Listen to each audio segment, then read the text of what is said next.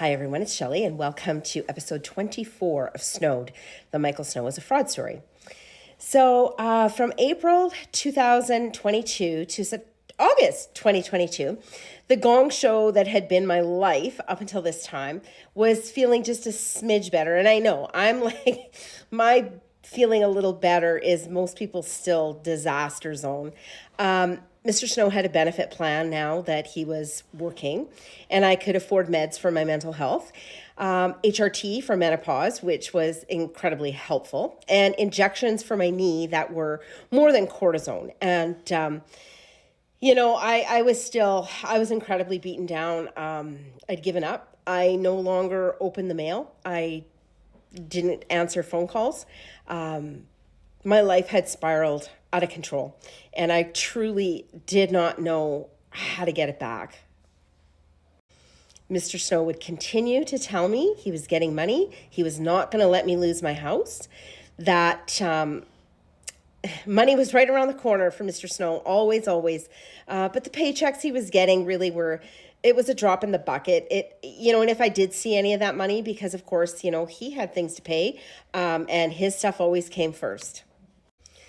He was still paying on his shop at this point, and I believe that was about $1,200 or $1,500 a month because I had completely given up. I couldn't even pretend that I was a functioning human being at this point. But always his next paycheck was going to be, so much better, and that was going to be the paycheck that really got us back on the upswing, and it just never happened.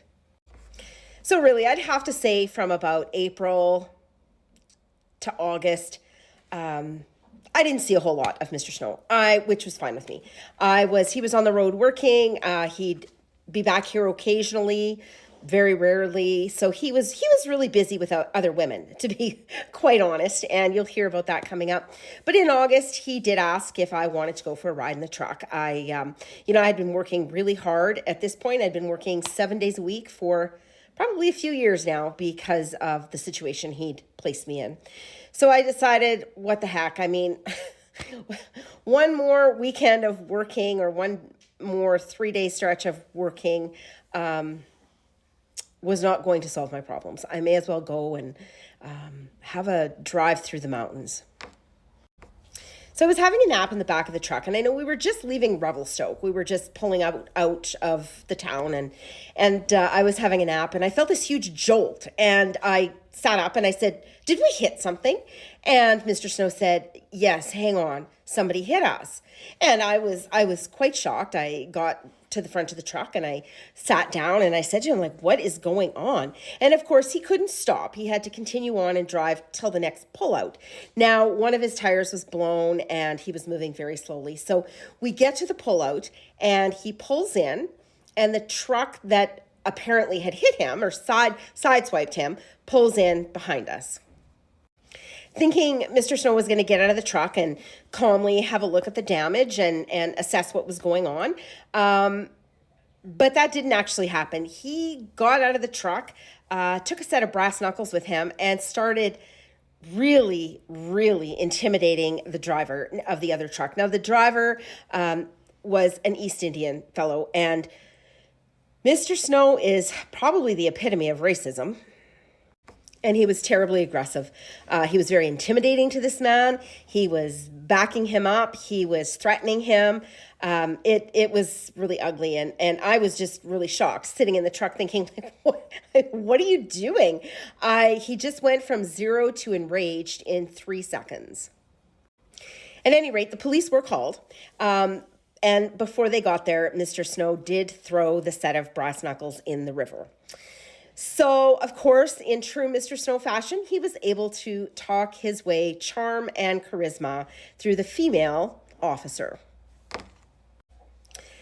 What Mr. Snow wasn't able to talk his way out of was everything being caught on the camera of his truck that records and sends directly back to the company he was driving for. They saw it all.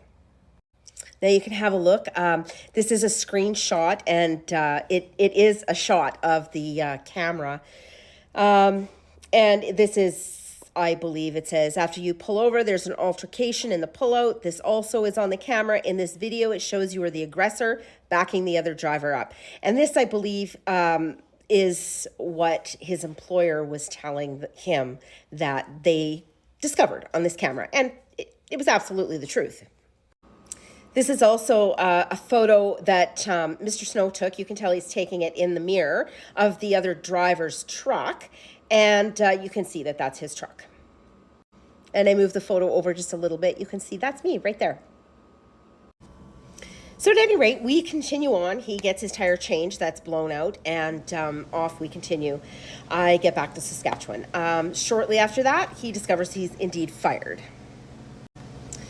So now he needs to get his things out of that semi and get them back to Saskatchewan. And how is he going to do that? All we have is a tiny little Yaris. So the story I was told, how Mr. Snow was going to get his stuff back to Saskatchewan, was that his friend Rob was going to pick it up, and who also worked for the same company, and was going to drive it back to Saskatchewan and drop it in Mr. Snow's shop, as well as driving Mr. Snow back. Now, I haven't even introduced Rob to you yet, where Rob fits into this whole story. Rob is a childhood friend of Mr. Snow's, and yeah, Rob keeps all Mr. Snow's secrets. I did find out that he sat on every one of these women's couches. He knew about every single one of us, and he could look me straight in the eye and let me serve him a meal. Now, as far as I know, Mr. Snow definitely holds something over Rob's head. And that would be the reason that Rob is so incredibly loyal to Mr. Snow. I know what that reason is, but I'm not going to say it here. But if Mr. Snow told Rob to jump, Rob would say, "How high?" So at any rate, what I knew the story to be was that Rob was picking Mr. Snow up in Vancouver and all his stuff. And I even asked, how is all this stuff plus Rob's stuff going to fit in the cab of a truck? And Mr. Snow said, oh, it's a tight squeeze, but it's fine. It's fine.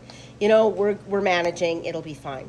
Well, Mr. Snow got home, unloaded his stuff into his shop, and called me to come pick him up. So that was the story I knew. I do know now that that's not the correct story.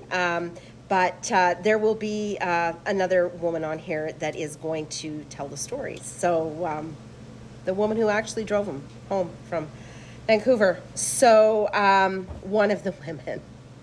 I will let you, that's coming.